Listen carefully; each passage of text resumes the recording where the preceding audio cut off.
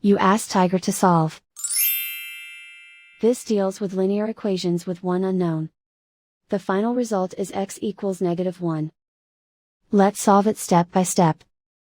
Group all x terms on the left side of the equation. Subtract x from both sides.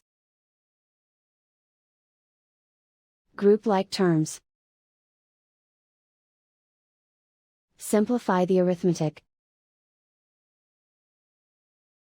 Group like terms. Simplify the arithmetic. Group all constants on the right side of the equation.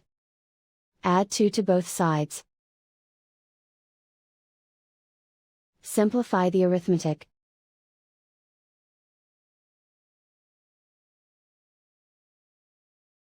Isolate the x.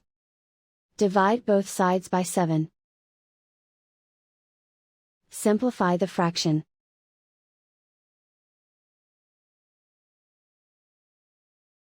And so the final result is x equals -1.